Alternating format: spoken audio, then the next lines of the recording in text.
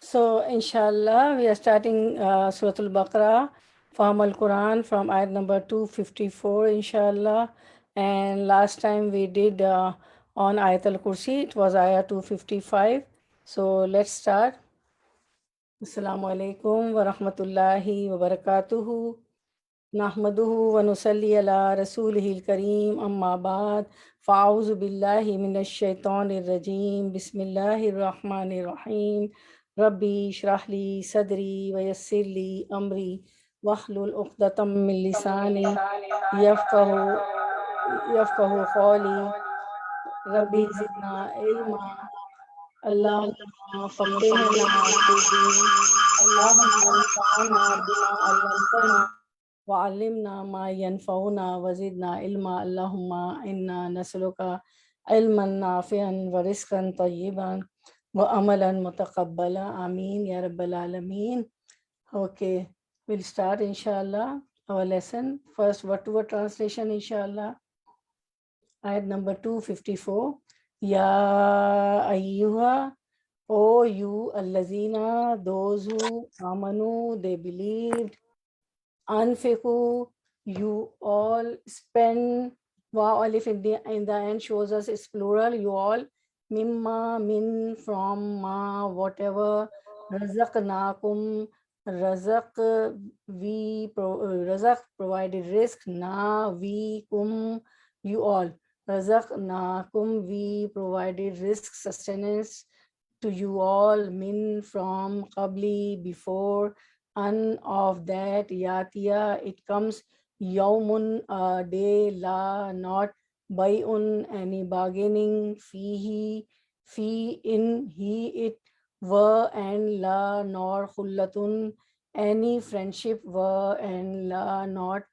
Shafaatun, any intercession. Wa, and al kafiruna, those who deny, those who disbelieve, those who hide the truth. Whom they az-zalimun. Zalimun is the plural. Az-zalimun alone are those who are unjust, those who do wrong. So we'll do the running translation. Oh, you have believed, spend of that with which we have provided for you before a day comes when there will be no bargaining, no friendships, nor intercession, and it is the disbelievers who are the wrongdoers. So we see the tafsir. Min qabli an yatiya yawmun, before a day comes, meaning the day of resurrection. So you spend in the way of Allah subhanahu wa ta'ala before the day of resurrection comes, because at that time we won't be able to do anything. We can do all the things now. We are at the back of the earth. Once we are in the belly of the earth, means we are in the graveyards, we won't be able to do anything. So spend in the way of Allah before a day comes, meaning the day of resurrection. What will happen? La bay'un fihi, when there will be no bargaining. Wala khullatun, nor friendship. Wala shafaatun, nor intercession, meaning this ayah indicates that on the day of resurrection, no one will be able to bargain on by behalf of himself or ransom himself with any amount. In dunya, we just pay the amount and we, ransom is done and, people help each other. Even if it was the earth filled of gold, okay, at that time a person will say that, oh, I'll give the earth filled of gold, then also this ransom, and one cannot ransom each other or bargain on behalf of each other, nor will his friend or or relation to anyone benefit him. No relative will benefit us on that day. No friends will benefit us on that day. In dunya, we can do these things, but not on the day of resurrection. Similarly, Allah said, فَإِذَا نُفِخَ فِي السُّورِ, and then when the trumpet is blown, when the trumpet is blown, Fala ansaba bainahum yawmazin, there will be no kinship among them that day. Wala yatasaalun, nor they will ask of one another. That day we won't be helping each other. Wala shafa'atun, nor intercession, meaning they will not benefit by the intercession of anyone. In dunya, we say, oh, please forgive him, please forgive her. She won't do anything, she won't do again. But on the day of resurrection, nobody will be able to benefit by the intercession. Allah says, wal kafiruna humuz zalimun, wal kafiruna, and it is the believers. Who are they? Humuz zalimun, who are the wrongdoers. So the disbelievers are the wrongdoers, they are zalimun, indicates that no injustice is worse than meeting Allah on that day while a disbeliever. In dunya, these zalimun, these wrongdoers can be injustice, they can do harm and people or do injustice, but on the day of resurrection, they won't be able to do that. Allah and Ata bin Dinar said, all thanks are due to Allah, who said what Allah said, wal kafiruna humuz zalimun, and it is the disbelievers who are the wrongdoers, but did not say, and it is the wrongdoers who are the disbelievers. So disbelievers are the wrongdoers because they don't have the knowledge of Islam, that how much beneficial it is to pass the life according to the Quran and Sunnah. So these out of no knowledge they do. So disbelievers are the wrongdoers. Now this Ayatul Kursi, we have done the whole topic on this Ayatul Kursi, the great ayah, the Azim ayah in the Quran, and the whole topic was on this ayah. That topic went last week 1 hour, more than 1 hour. So but we have to give the due. We won't do it, we have done pretty much details, so we won't do it all the details, but because it is in our lesson so we should do tafsir. We did great details about this. We have learned duas also, to seek refuge from the taghut, from Satan, duas about evil eye, and we have done a lot the duas also about it, right? So just to give the due, because it is in our lesson, we should give due to all the ayahs. So just tafsir we would do, right? Okay.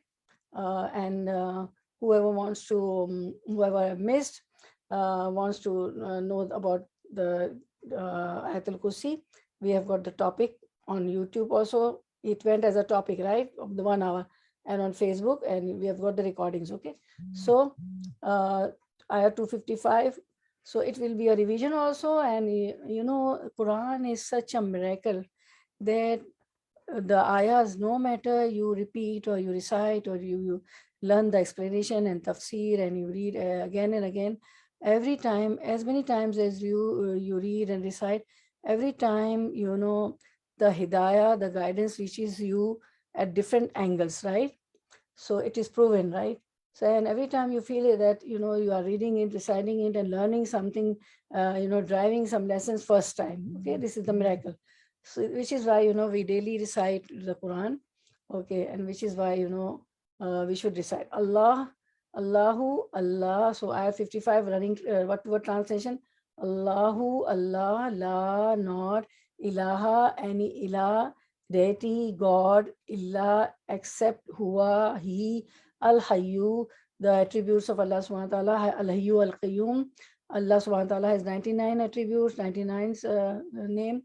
So al hayyu alone is the fount of all being, ever living, al qayyumu, and the self-subsisting, everlasting, established, la, does not, ta'khuzuhu, ta'khuzu, takes, seizes, who, him, who is pronoun, ta'khuzuhu, it takes, it seizes him, Sinaton, any drowsiness, wa and la, nor naumun, any sleep, lahu, la is only for who, him, lahu is only for him, ma, whatever, fi, the, no, fi, fi is in asamawati, skies, heavens, wa and ma, whatever, fi is in al ardi, the earth, man, who, za is that, allazi, who, yashfa'u, he intercedes, in the who, in the near with who, him, in the who, near with of him, illa, except, biiznihi, be with isn't permission, he, his, biiznihi, with his permission, ya'lamu, he knows, ma, whatever, baina is between, aydihim, aid is the plural of yadun, aydihim, their hands in front of them, wa and ma, whatever, khalfahum, khalf, behind him, whom, them, khalfahum is behind of them, wa and la, not, yuhituna, they will encompass, encircle, bishayin, be with, shayin, with anything, shayin, anything, bishayin, with anything, min, from, ilmihi, ilm, knowledge, he, his, ilmihi, his knowledge, illa, except, bima, be what, ma, be with, sorry, be with, ma, what, bima, with what, sha, he willed, wasiya, extended, spread, wasiya, it extended, spread, kursi, yuhu, kursi, chair, kursi, who, his, kursi is chair, kursi authority, kursi who, his chair, his kursi, his authority, as samawati, the heights, the skies, the heavens were, and al arda, the land, the earth were, and la does not, yauduhu, yaudu, it tires, it tires, it wearies, it fatigues, who, him. Yauduhu, it tires, wearies, fatigues him. Hifzuhuma, hifz, guarding huma, of them two. So huma means two. In Arabic, there is wahid, tasniya, jama. Wahid, one, tasniya, two, dual, and jama is plural. So in English, we have singular, plural. In all other languages, in Urdu also we have singular, plural, but Arabic has singular, dual, and plural. Wahid, tasniya, jama. So huma is of them two, meaning the skies and the heavens. Hifzuhuma, guarding of them two. Wa and huwa, he. Al aliyu, alone is the most high, exalted. Al azim, and the always most great, supreme. So we'll come to the running translation. Allah, there is no true deity except him, the ever living, the sustainer of all existence. Neither drowsiness overtakes him nor sleep. This is our weakness. We sleep and we feel drowsy, but Allah doesn't. To him belongs whatever is in the heavens and whatever is on the earth. Who is that? Who is it that can intercede with him except by his permission? He knows what is presently before them and what will be after them, and they encompass not a thing of his knowledge except for what he wills. His kursi, his authority, his chair extends over the heavens and the earth, and their preservation tires him not. We get tired, right? Allah never tires. And he is the most high, the most grace. So when we should recite it in the morning and evening supplication, after Fajr and after Asr, once in the morning and once in the evening. Okay. Narrated by Abu Huraira that the Prophet said, for everything there is a hump pinnacle, and the hump pinnacle of the Quran is Surah Al-Baqarah. In it there is an ayah which is the master of the ayat in the Quran. So this Ayatul Kursi is the master of the ayat in the Quran. It was narrated in a Maruf hadith reported that Abu Umama said, the greatest name of Allah which if he is called by it, he responds. These are in 3 surahs. If you call the greatest name of Allah, then Allah responds. So they are in 3 surahs. What are the greatest name? Allahu la ilaha illahu al qayyum. In Surah Al-Baqarah 255, which is our lesson. If you call Allah by this name, Al-Hayyu Al-Qayyum, he responds and he accepts the du'as. And in the second is in Surah Al Imran, verse 2, Alif Lam Mim, Allahu la ilaha illa huwal hayyul qayyum. And in the third, Surah Taha, verse 111, وَأَنَتِ الْوُجُوهُ لِلْحَيِّ الْقَيُّومِ. So it is said here that the greatest name of Allah, which if he is called by it, he responds. So these are the greatest names of Allah. When we call Allah by it, Allah responds. Al-Hayyul Qayyum, Al-Hayyul Qayyum in Surah Al Imran, also in Surah Al-Baqarah. This is our lesson today. And in Surah Taha, Wanatil Wujud, again, Lil Hayyil Qayyum. So Ayatul Kursi, Al-Baqarah, Ayah 222-55, protects us from the devils. 26 attributes of Allah subhanahu wa ta'ala mentioned in Ayatul Kursi. That is, it is only verse in which the names and attributes of Allah subhanahu wa ta'ala are mentioned the most. There are 5 names and all other are attributes. The lives of all of us is a proof of this, that our Creator is always awakened. He never sleeps and he protects us. La ta'khuzuhu sinatun wala nawm. The verse Ayatul Kursi, Al-Baqarah 255, which is our lesson, it is the greatest verse of the Quran. It is the verse that leads to paradise. We must recite Ayatul Kursi after every obligatory prayer. 4 farz, after the 2 farz in Fajr, after the 4 farz in Zohar, after the 4 farz in Asr. After this, thus you will inshallah pray for Asr. So recites Ayatul Kursi after the 4 unit of Rakah farz. Then after 3 fard in Maghrib, recite it. Then after the 4 fard in Isha, recite Ayatul Kursi. So it will lead us to paradise, inshallah. This is the hadith, okay? Okay, the virtues of Ayatul Kursi. This Ayatul Kursi, now you are doing the tafsir. So those who have missed it last week, you must, I would, tell you to listen the recording of the last week, because our whole this was our topic last week. It was our whole topic, and the duration was 1 hour. It was more than 1 hour, and there were many duas also. So please do, if you haven't listened yet, do listen that. Okay. So today only we are doing tafsir, because we have got a topic on on this Ayatul Kursi. It is, the recording is on YouTube, on Facebook. Okay. The virtue of Ayatul Kursi. This is Ayatul Kursi, and tremendous virtues have been associated with it. For the authentic hadith describe it as the greatest ayah in the book of Allah.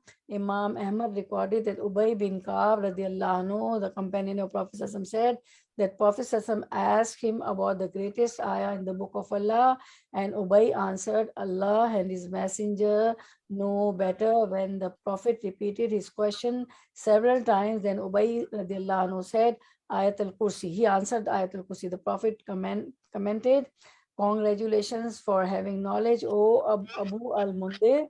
Abu al-Mundir is his kunyat. Kunyat means when you are called by the name of your children, like my son name is Rayan. If somebody call me Ummu Rayan, so it's my kunyat.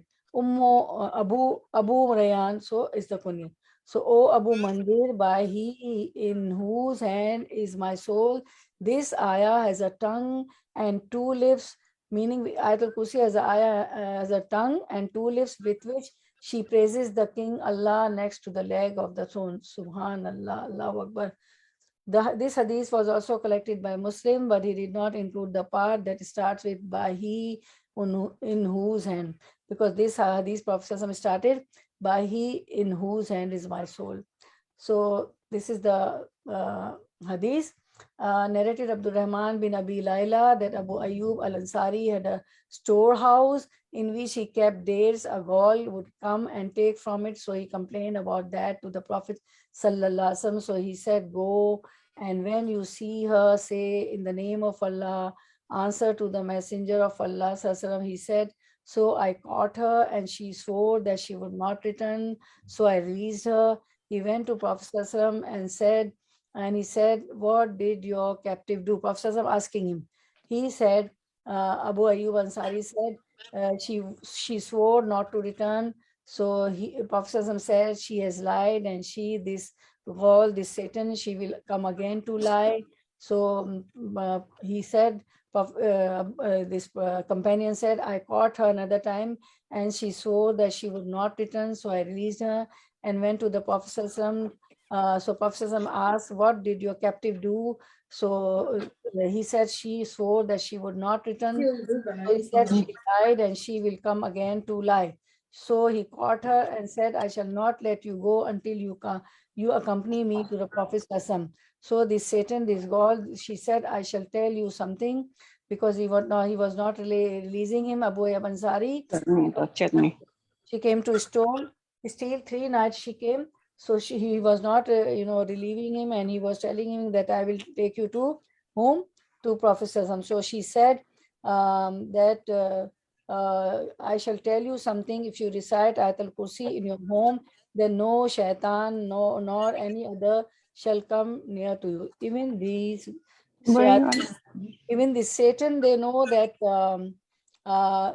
though they know the virtue of what Ayatul Kursi, that they won't come if it is recited. See, even the Satan is telling, she is telling, Abu Ayyub al Ansari, that you recite it, then no Satan will come, because she was coming every night to steal, from the storehouse of Abu Ayyub al Ansari. So he went to the Prophet Sallallahu and said, what did the Prophet Sallallahu again asked, what did your captive do? He said, I informed him of what she said. And he said that she told the truth, that Satan told the truth, and she is a continuous liar. About the Ayatul Kursi is correct, right? She said the truth, but she was a liar. She every time she denied that she won't come to steal, and every time, three times she came to steal from the store. So Al-Bukhari recorded a similar story in his Sahih from Abu Huraira in the chapters on the virtues of the Quran and the description of shaitan. In this narration, Abu Huraira said that Allah's messenger assigned me to keep watch over the sadaqah, charity of Ramadan. So Abu Huraira is called Abu Huraira because Huraira, Hur, he was fond of Hur. Hur means cats. He was fond of cats. So he was fond of Hur. So, people used to call him Abu Huraira. So he says, Allah's messenger assigned me to, Abu Huraira is narrating this hadith. Allah's messenger assigned me to keep watch over the sadaqah, charity of Ramadan. A person snuck in and started taking handfuls of foodstuff. I caught him and said, by Allah, I will take you to Allah's messenger. He said, release me, for I am meek and have many dependents and am in great need. So Abu Huraira released him, and in the morning, Allah's messenger asked Abu Huraira, what did your prisoner do yesterday, O Abu Huraira? So I said, O Allah's messenger, he complained of being needy and of having many dependents. So I pitied on him and let him go. Allah's messenger said, indeed, he told you a lie and will be coming again. So now what Abu Huraira says, I believe that he would show up again, for Allah's messengers had told me that he would return. So I watched for him. When he showed up and started stealing handfuls of foodstuff, it was for about the charity sadaqah from Lan. So I caught hold of him again and said, I will definitely take you to Allah's messenger. So he said, leave me, for I am very needy and have many dependents. I promised I will not come back again. I pitied him and let him go. In the morning, Allah's messenger asked me, what did your prisoner do last night? O Abu Huraira, I replied, O Allah's messenger, he complained of his great need and of too many dependents, so I took pity on him and set him free. Allah's messenger said, verily, he told you a lie. He will return. I waited for him attentively for the third time, and when he came and started stealing handfuls of the foodstuff, I caught hold of him and said, I will surely take you to Allah's messenger, as it is the third time you promised not to return, yet you return. He said, let me teach you some words which Allah will give you benefit from. I asked, What are they? He replied, whenever you go to bed, recite Ayatul Kursi, Allahu la ilaha illa huwal hayyul qayyum, till you finish the whole verse. If you do so, Allah will appoint a guard for you who will stay with you, and no shaitan will come near you until morning. So please, all of you, never forget to recite Ayatul Kursi while going to bed also, after the all obligatory prayers and going to the bed also, right? So Allah will appoint a guard for you. And who is the guard? The angel. Allah will appoint the angel as a guard for you. And when the angel is there, no Satan will come near you until morning. So he says, Abu Huraira radiallahu anhu, so I released him in the morning. Allah's messenger asked, what did your prisoner do yesterday? I replied, oh Allah's messenger, he claimed that he would teach me some words by which Allah will grant me some benefits, so I let him go. Allah's messenger asked, what are they? I replied, he said to me, whenever you go to bed, recite Ayatul Kursi from the beginning to the end. Even the Satans and jinns, they know the virtues of Ayatul Kursi, that if we recite, they are not able to come to us. Allahu la ilaha illa huwal hayyul qayyum. He further said to me, if you do so, Allah will appoint a guard for you who will stay with you, and no Satan will come near you till until morning. One of the narrators then commented that the companions, were very keen to do good deeds. The Prophet said, he spoke the truth, although he's alive, because he spoke the truth, right, about the virtues of Ayatul Kursi. The Satan, we won't come to you if you recite this, but he was a liar. Do you know whom you were talking to these 3 nights, oh Abu Huraira? Abu Huraira said, no. He said, Prophet Sallallahu said, it was Shaitan. An-Nisai also recorded this hadith in Al-Yawm wa Al-Layl. Okay. Allah's greatest name is in Ayat al-Kursi. Imam Ahmad recorded that Asma bin Yazid bin Sakan said, I heard the Messenger of Allah say about these 2 ayat, Allahu la ilaha illa huwal hayyul qayyum.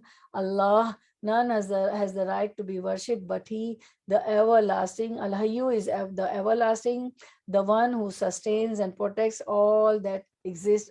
Al-Qayyum. And Alif Lam Zalikal Kitabu La Raiba Fi Hudal Lil Muttaqin. Alif Lam Mim. Allah, none has the right to be worshipped but He, the ever living, the one who sustains and protects all that exists. Okay. Inna fi hasmallahil azam. They contain Allah's greatest name. Okay. This is also the narration collected by Abu Dawud, Tirmidhi, Majah, and Tirmidhi said, Hassan Sahih. Further, Ibn Marduwiya recorded that Abu Umama reported that Prophet said, Allah's greatest name, if he was supplicated with it, he answers the supplication in 3 surahs. Surah Al-Baqarah, Allahu la ilaha illa huwal qayyum, Surah Al Imran, and Surah Al-Taha, right?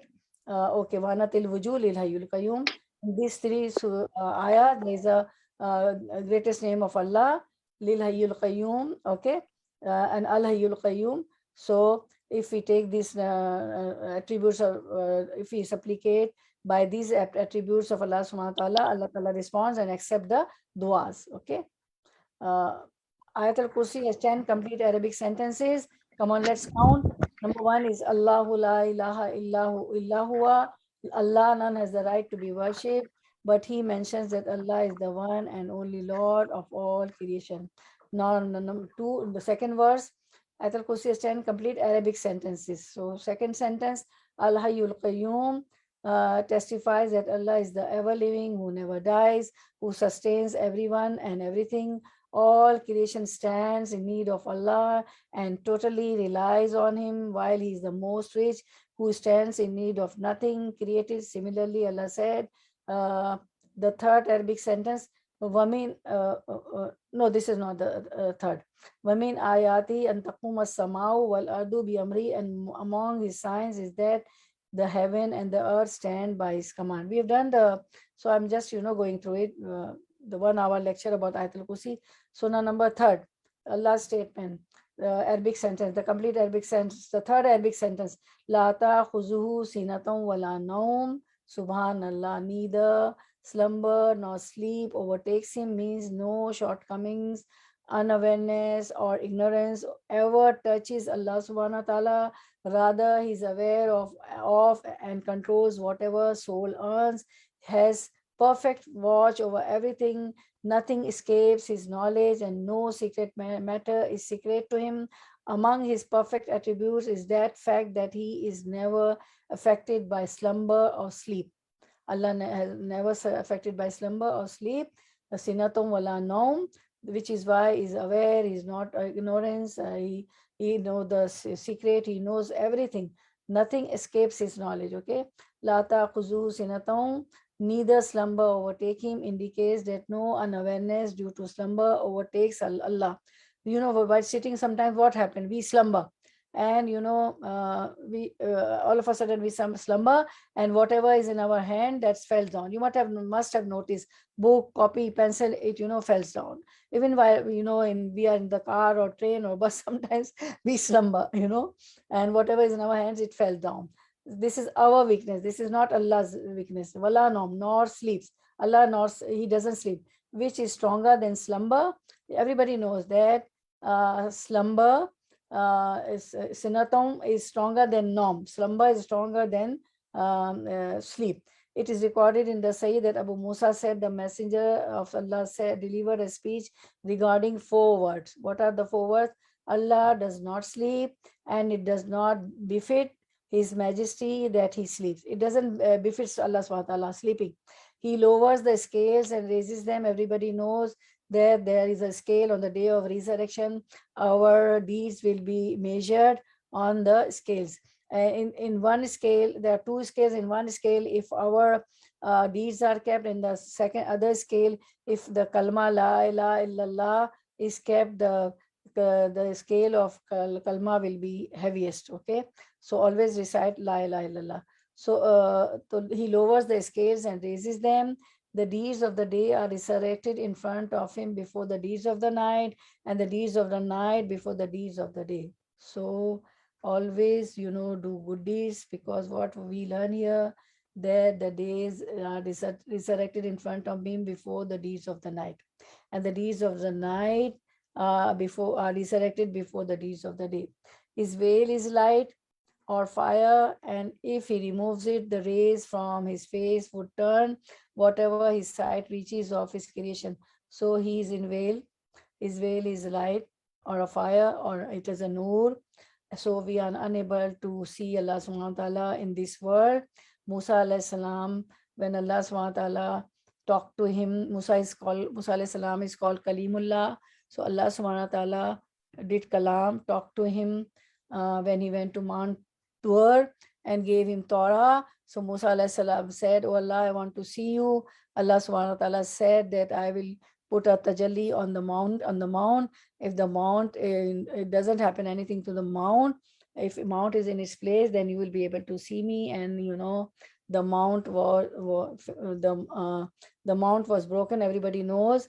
And Musa alayhi salam laid unconscious. So in this world, we are nobody can see Allah subhanahu wa ta'ala, his countenance. We are not able. So just pray for his countenance on the day of resurrection. May Allah make us among those who will be able to see Allah's countenance on the day of resurrection. So now his veil is light, nur, fire, and if he removes it, the rays from his face would turn whatever his sight reaches of his creation. So the Musa alayhi salam was also unable to see Allah subhanahu wa ta'ala, and that mountain was also crushed. Allah's statement, Lahu ma fi samawati wa ma fil ard. Lahu, to him belongs ma fi samawati, whatever is in the heavens, wa ma fil earth, and whatever is on the earth. Indicates that everyone is a servant for Allah, a part of his kingdom and under his power and authority. All this is his kingdom, is part of his kingdom. He has got the authority on all his creation, whether skies, whether heaven, whether angels, human, animals, all the creation. There is none in the heavens and the earth, but comes unto the most gracious Allah as a servant. We are all his servants. Verily, He knows each one of them and has counted them of full counting, and every one of them will come to Him alone on the day of resurrection. وَكُلُّهُمْ آتِيهِ يَوْمَ الْقِيَامَةِ فَرْدًا. Alone. What is farda? Farda is alone. And every one of them will come to Him alone on the day of resurrection. We have come in this world also alone. We'll go to Him alone, without any helper or protector or defender. Nobody will help us there, that oh Allah forgive him. Nobody will intercede us. Nobody will protect us. Nobody will defend us. In dunya, even the biggest criminals, they are defended, and some is paid, they are helped, somebody protects them, somebody takes guarantees, somebody gives guarantees about them that they won't do this crime again, this, that, but there nothing will be, no one will help us, no one will protect us, no one will defend us. So now Allah's statement, Manzal Lazi Yashfa Indahu illa bizni. Manzal Lazi, who is he that can Allazi can Yashfa Indahu intercede with him illa bizni, except with his permission. And what will happen on that day? That Allah will, forgive so some people will go to Jannah, and then Allah will give permission to the prophets that,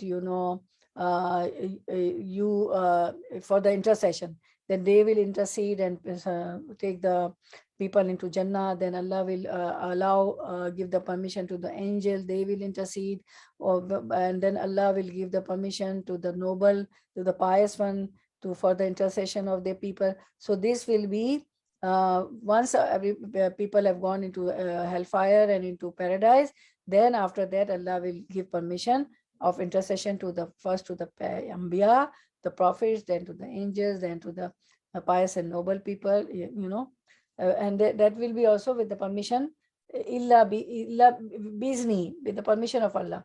Is similar to his statement, and there are many people, angels in the heavens, whose intercession will avail nothing except after Allah has given leave for whom He wills and He is pleased with.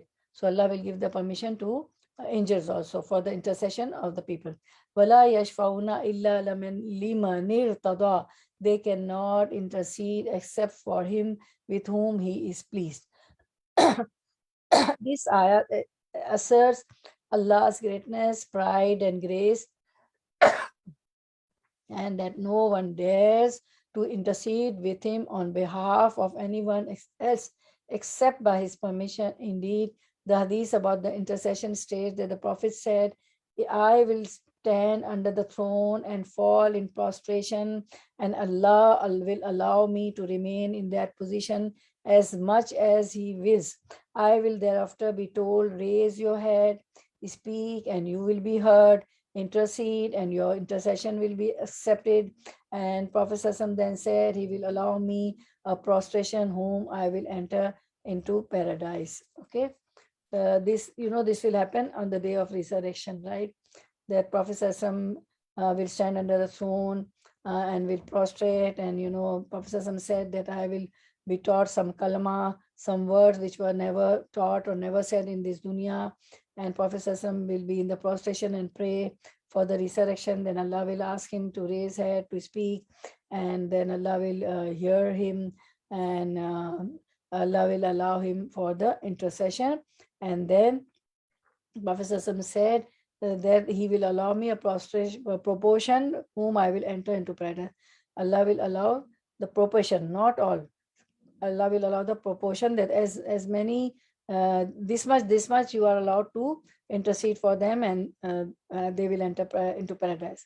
So now Allah's statement, Ya'lamu ma baina, this is Ayat al-Kursi, right? We are doing the explanation of Ayat al-Kursi, the tafsir of Ayat al-Kursi.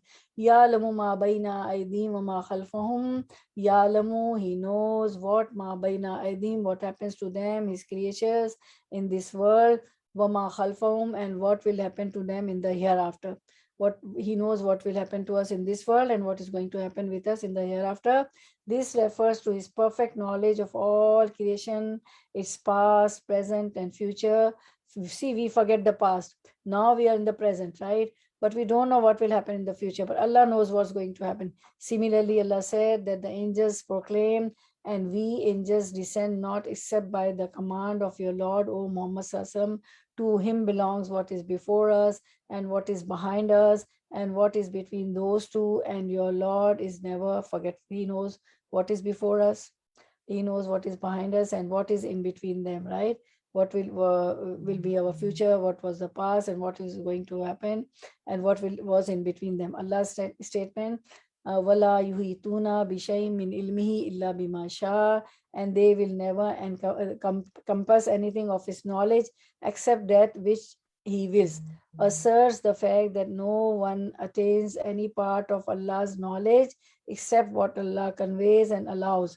The part of the ayah indicates that no one ever acquires knowledge of Allah and in his attributes except what he conveys to them.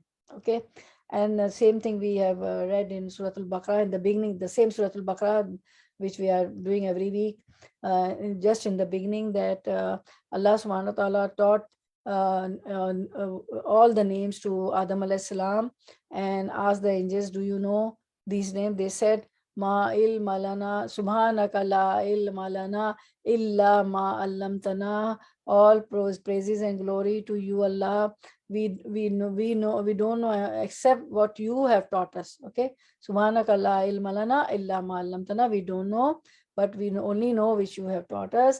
And then they never knew the name, all the names, all the things which name of the things which are going to come into dunya in this world. Allah subhanahu wa ta'ala gave the knowledge of that to Adam alayhi salam and asked Adam alayhi salam to tell all those to the angels. And the angels said, we don't know. All praises and glory to you, we don't know. So Allah said, wala yuhituna bihi ilman, but they will never compass anything of his knowledge. Knowledge is very vast, very vasi, very great. We cannot encompass his knowledge except what he has taught. Allah said, wasiya kursiyuhu samawati wal ard. His kursi extends over the heavens and the earth.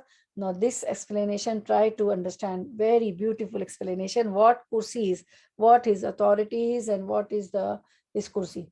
Waqi narrated in his tafsir that Ibn Abbas said kursi is the footstool, and no one is able to give due consideration to Allah's throne. Al-Hakim recorded his hadith in his Mustadrak from Ibn Abbas, who did not relate to the Prophet. Al-Hakim said it is Sahih according to the criteria of the two Sahihs, and they, Al-Bukhari and Muslim, did not record it. In addition, Abu Dhaq said that Ibn Abbas said, if the seven heavens and the seven, now try to understand, I will explain you also. If the seven heavens and the seven earths were flattered and laid side by side, they would add up to the size of a ring in a desert compared to the kursi. Now try to understand what is said here. The last line, the second last line, and the last line. I will repeat again and then explain. Ibn Abbas said, Ibn Abbas is the cousin of Prophet ﷺ, his uncle's son. So a cousin, Abbas said, radiallahu anhu, if the seven heavens and the seven earths were flattened and laid side by side, they would add up to the size of a ring in a desert compared to the kursi. Now try to understand. Everybody knows the seven heavens and seven earths. Okay, everybody knows. Kursi samawat wal seven heaven and the seven. There are seven heaven and seven earth, right? We cannot measure them. What is their height? What is their length? What is their breadth? We can never measure, and even we cannot imagine, this creation of Allah subhanahu wa ta'ala, how huge it is and how much is the length and the breadth. So these seven heavens and earth, if they were flattened and laid down side by side, what would happen? They would add up to the size of a ring in the desert. So this seven heaven is equal to the size of a ring which is laid in the desert. If a ring is in the desert, okay, you cannot see. Desert is such a big, okay, just a ring which you wear in your finger. So these seven heaven and earth are just to the size of a ring in the desert as compared to the kursi, the footstool of Allah subhanahu wa ta'ala. And everybody knows that above the these seven heavens and earth, there is arsh. That arsh is on water, and Allah's throne and Allah's footstool, Allah's kursi is on the seventh heaven, right? In the Miraj lecture, we learned hadith that Jibreel alayhi salam was with Prophet sallam till the seventh heaven. After that, Jibreel alayhi salam said that people from here, from this seventh heaven, cannot go above, and the angels from above cannot come down. This is the place, right? And Prophet said, can any friend leave the friend like this? So Angel Jibril said, I cannot go up. Okay. And Prophet was taken there also, right? Sidratul Muntaha, above that. So now again try to understand that these seven heavens and seven earth are equal to the size of a ring in a desert when they are compared to the kursi, the footstool of Allah subhanahu wa ta'ala. Okay. And Allah subhanahu wa ta'ala's throne is above the seven heavens on the arsh, and the arsh is on the water. Okay. And that arsh is on the water, and Allah's throne is on that. Allah's footstool, a throne is also there. So kursi is the earth and heaven are equal to a ring in the desert as compared to the kursi of Allah subhanahu wa ta'ala, the footstool of Allah subhanahu wa ta'ala. Wala yaudu hizoma, and he feels no fatigue in guarding and preserving them, meaning it does not burden. What guarding and preserving? The seventh heaven and the seven skies. And he feels not fatigue in guarding and preserving them, meaning it does not burden or cause him fatigue to protect the heavens and the earth and all that is in between them. In between them, so many things are there. Even on the sky, see Pluto, Jupiter, Mars, so many planets. And then in the satellite, we don't know what is there. Then come to the earth, seven earth. We human beings, then animals, reptiles, and jinns, and so many. And then see the land. Under the land, see copper, all the gold, silver, iron, so many things are there, right? And on this earth also, see houses, buildings, trains, buses, vehicles, so many. We can't count, countless things. So he feels no fatigue in guarding and preserving them. Rather, this is an easy matter for him. Further, Allah sustains everything, has perfect watch over everything, and He's watching everything. Nothing ever escapes His knowledge, and no matter is ever a secret to Him. Or, if somebody hides something from us, that is secret for us, for the human being, when nothing is secret to Allah subhanahu wa ta'ala. All matters are insignificant, modest, and humble before Him. He is the most rich, worthy of all praise. Subhanallah, He does what He wills, and no one can ask Him about what He does, while we will be asked question what we did in this world, but not Allah.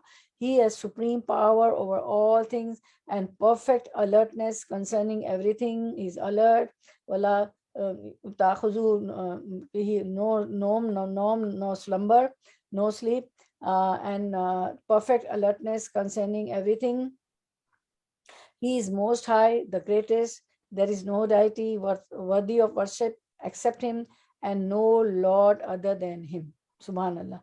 Allah's statement, Wahuwal Aliyul Azim, and He is the most high. Ali, the Azim, the most great, is similar to His statement, Al Kabirul Muta'ali, the most great, the most high.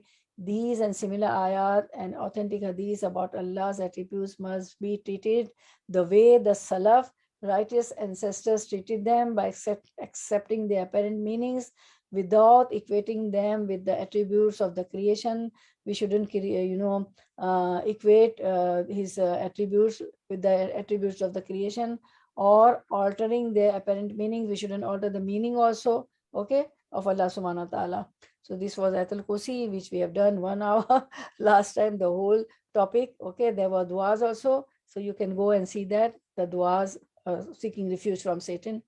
Okay, we'll do one more verse and then conclude. Okay, Okay, okay, about Ayatul Kursi. Abu Huraira narrated the Messenger of Allah Sallam, for everything there is a hump, pinnacle, and the bump.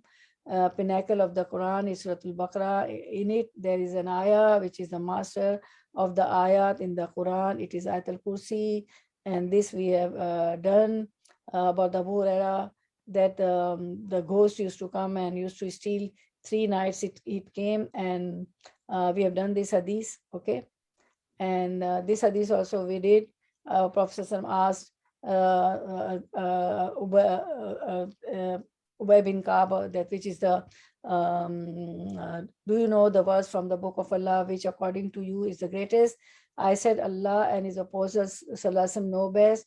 Prophet ﷺ said, Abu Mundir, do you know the verse from the book of Allah which according to you is the greatest? I said, Allah, there is no God but He, the living, the eternal, Allahu la ilaha illallah. Thereupon Prophet ﷺ struck me on my breast and said, may knowledge be present for you, O Abu al-Mundir. Okay, now we do then another ayah, whatever translation. La, not ikraha, any compulsion. Fi is in deen, the divine deen, religion, way of life. Qad, in fact, tabayyana, it became clear, explicit, rushdu, the right way, min, from, al-ghayy, the error, straying, faman, for, so, man, whoever, faman, so whoever, yakfur, he denies, with taghuti, be with a taghut, false deities, those worship other than Allah, were, and yu'mim, he believes, billahi, be in with Allah, faqadi, for then, qat, in fact, faqadis tamsaka, he grasped, he held firmly, bil urvati, be with al urvati, the handhold, al wusqa, the firm, strong, la, not, anfisama, any breaking, laha, la, for her, it, her, wallahu, wa, and Allahu, Allah, samiun, the one, always all hearer, alimun, and one always knower. So now running translation we'll do inshallah. No compulsion in religion. Allah said, La ikraha fi deen, there is no compulsion in religion, meaning do not force anyone to become Muslim. For Islam is plain and clear. For 1 second, please, 1 second. Just give me 1 second. Just 1 second.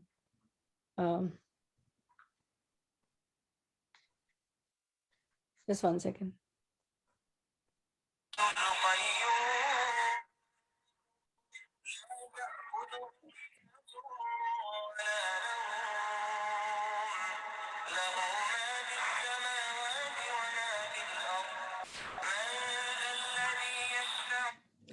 Okay, there is no compulsion in religion.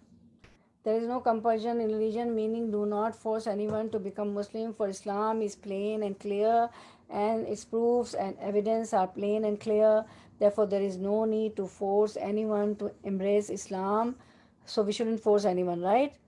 Somebody, if accepting Islam willingly, it's okay, but we just keep on, teaching, Islamic teaching, we shouldn't stop. This is the way people come to religion, but shouldn't force them. Rather, whoever Allah directs to Islam opens his heart for it and enlightens his mind and embraces Islam with certainty. So may Allah directs us to Islam, open our heart and enlightens our mind. Okay, whoever Allah blinds his heart and seals his hearing and sight, then he will not benefit from being forced to embrace Islam. May Allah not make us from them. May Allah not blind our heart. May Allah not seals our hearing and sight. May Allah not make us from among them. Okay, it was reported that Ansar was the reason behind revealing this ayah. Now, what was the reason? Although its indication is general in meaning, Ibn Jarir recorded that Ibn Abbas said that before Islam, when an Ansar woman would not bear children, who would live, she would vow that if she gives birth to a child who remains alive, she would raise him as a Jew. Meaning, it was about the Ansar. And when the woman in Ansar was unable to bear children, so she would vow that if she give birth to a child, so and if the child remain alive, so she would raise him as a Jew, right? Before Islam, okay? When Banu and Nadir, the Jewish tribe, were evacuated from Al Madina, a time came, right?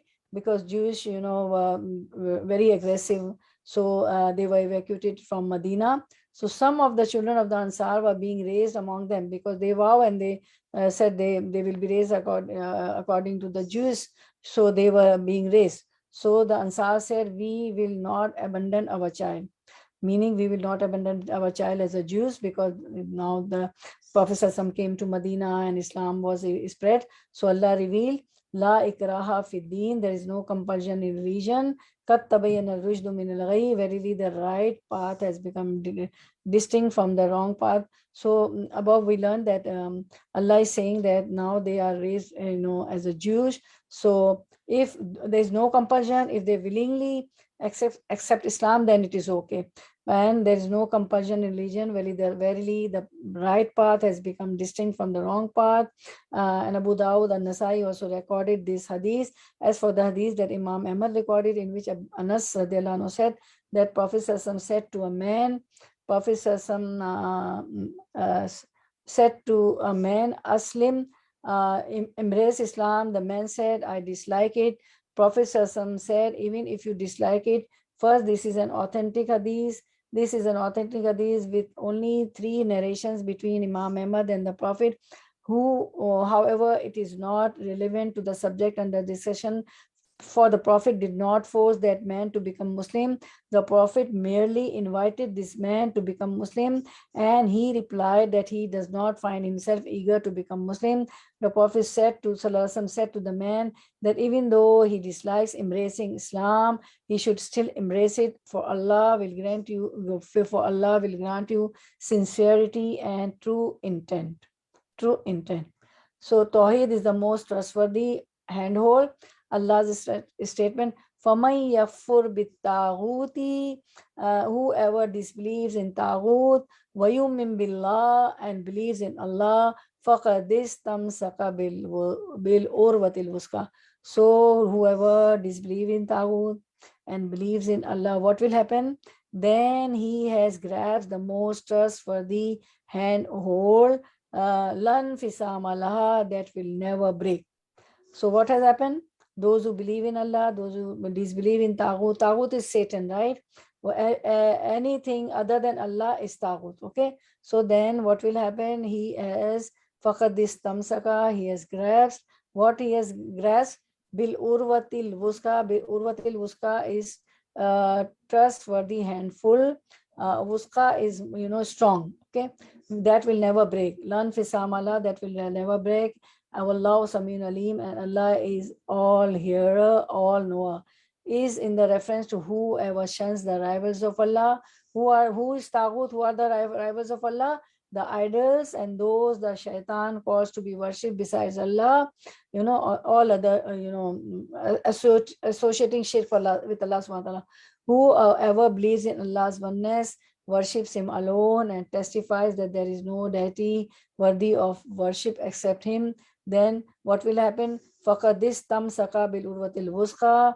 Then faqadis tamsaka, then he has grasped bil urwata, the most trustworthy, al wusqa, handhold. So he has grasped the most trustworthy handhold. Therefore, this person will be acquired firmness in the religion and proceeded on the correct way and the straight path. Abu al-Qasim al-Baghawi recorded that Umar radiallahu anhu said, Jibt means magic also, and Taghut means shaitan, okay? Jibt is magic, Taghut is shaitan. Verily, courage and cowardice are 2 instincts that appear in man. The courageous fights for those whom he does not know, and the coward runs away from defending his own mother. What coward people do?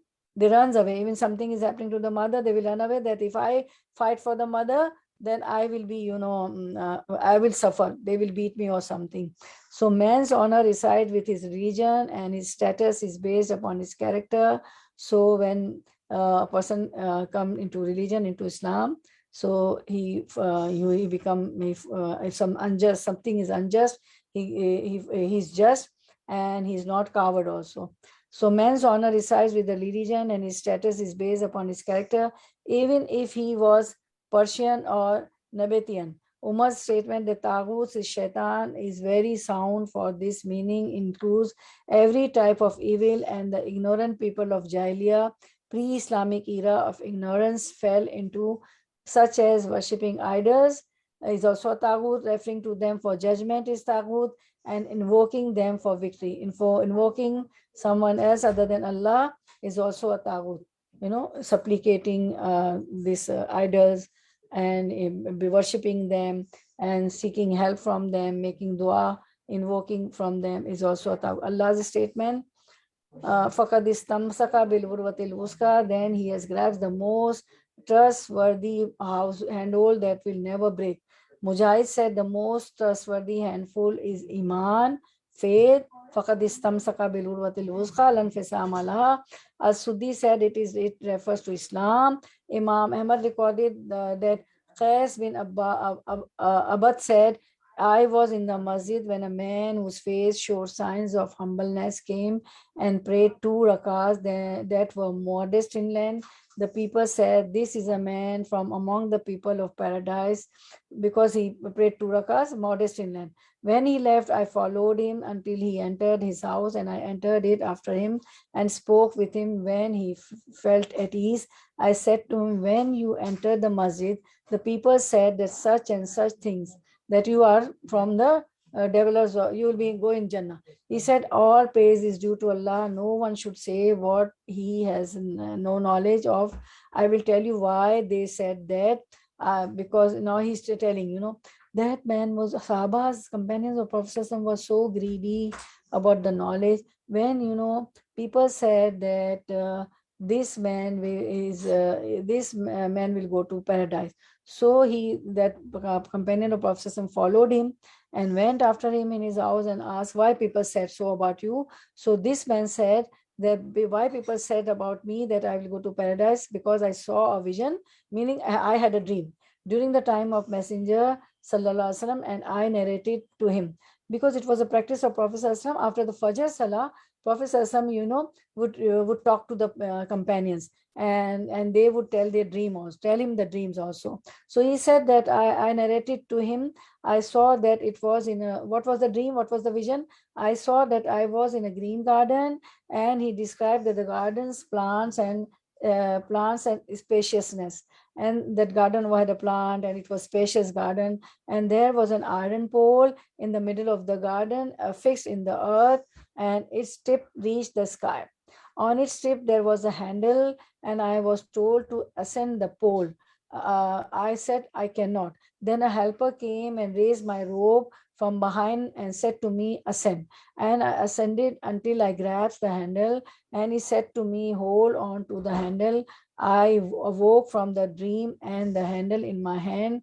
I went to Messenger Sallallahu Alaihi Wasallam and told him about the vision. He said, what was the vision? That he was in a garden, there were plants, and the garden was spacious, and there was an iron pole in the middle of the garden, and that iron pole was affixed in the earth. Okay, because if it is not affixed in the earth, that iron pole, it will fall down. So it was fit into the earth, and the pole had a tip, and the tip reached the sky, and on its tip there was a handle, and the angels told him to ascend. Then he said, I cannot ascend this iron rod. So then a helper came, the angel came and raised my robe from behind. Robe means the dress, from behind, and said to me, ascend. I ascended until I grasped the handle, and he said to me, hold on onto the handle. And I awoke from that dream with the handle. Now, what was that handle? Prophet ﷺ will tell us.